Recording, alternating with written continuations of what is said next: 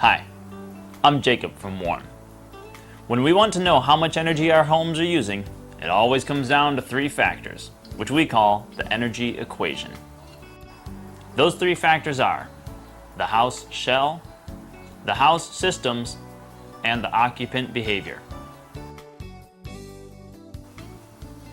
This time, we're going to talk about the house systems, and specifically, the lighting and appliances.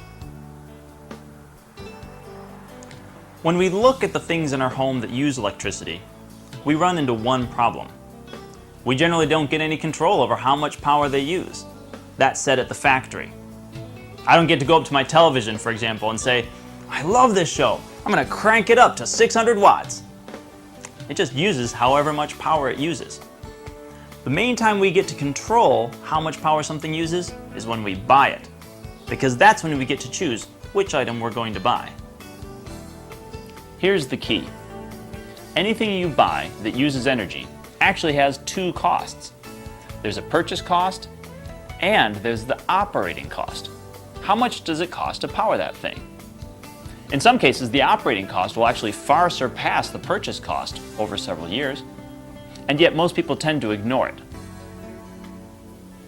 As an example, let's look at light bulbs. A 100-watt bulb and a 60-watt bulb cost the same amount of money to buy.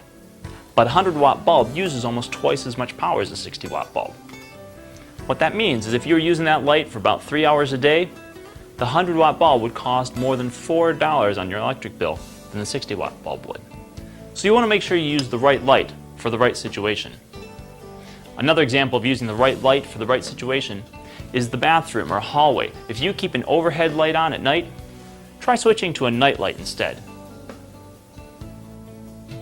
An even more economical option is this, the compact fluorescent light bulb, or CFL.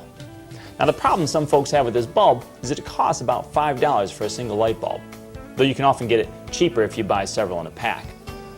But that's the purchase cost. What about that operating cost? If we look at this display here, we can compare the light of both bulbs. There's the light from a compact fluorescent, and there's a light from a regular incandescent bulb. Similar light quality. But if we look at this meter, it's going to show us how much power it's using. The regular bulb is providing this light for 75 watts. We get the same light from the compact fluorescent for only 20 watts. And that's going to mean savings for your bill. You want to start by switching out the lights that you use the most, because those are the lights that cost you the most. If you switch out a single bulb that you use a fair amount with a compact fluorescent, in 1 year it'll save you $10 off of your utility bill. $5 for the bulb, but $10 saved. That means it just paid for itself and let you keep some extra cash in your pocket. Better yet, the compact fluorescent bulb lasts a lot longer than a regular light bulb. Usually going to be about 10,000 hours, which means 3 to 7 years with standard usage. By the time this bulb burns out, it'll have saved you about $50 off your bill. So $5 to buy it, but $50 in savings. That's a pretty incredible return on investment. And if you're someone who leaves some light on 24 hours a day, you could save $50 in a single year just by switching out this bulb. Now we'd recommend that you might want to put that light on a sensor so it's only working when you need it. But still, in any case, this bulb means savings. One of the biggest electricity users in the home is the refrigerator. For older models, electricity costs can run from $90 to $200 a year, and that's if it's in good working condition. If it's in poor condition, the cost could be even higher. So let's look at the easy steps we can take to help reduce the fridge's energy use. One thing we want to do is called the dollar bill test. We're going to check the seals on the door. So if you open up the door, put a dollar bill inside, give it a little yank. If the dollar bill holds, the seal is good. But if it slides out too easily, then that seal isn't holding. Don't keep the temperature control for the fridge or freezer set too cold. The middle of the temperature dial is usually the factory recommended setting. If your model has an energy saver switch, hit it. This can save 5 to 10% of the fridge's electric use.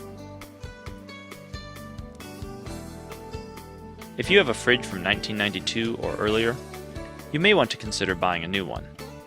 Fridges made since 2001 have dramatically better energy performance than older models. Finally, if you have a second fridge, consider whether you really use it or need it. If not, unplug it and you'll save a lot of money. Looking at both the purchase cost and the operating cost is the key to appliance shopping. Fortunately, many major appliances include this yellow energy guide, which will tell you how much you can expect the appliance to cost on your annual utility bills. This bar right here compares the energy use of this model with other models, and it tells us this one's pretty close to ones that use the least energy. But it doesn't compare to different kinds of models, and you might find bigger energy savings there. So what I would do is compare it with this figure at the bottom. This tells you how much this appliance will actually cost on your bills with average usage. With using that, you can compare to other models and figure out the most energy efficient model out there. So be a conscious consumer and shop around. Also, look for the Energy Star logo as an indication of those items that are more energy efficient. The Energy Star logo is a national standard that you can trust to find energy efficient equipment.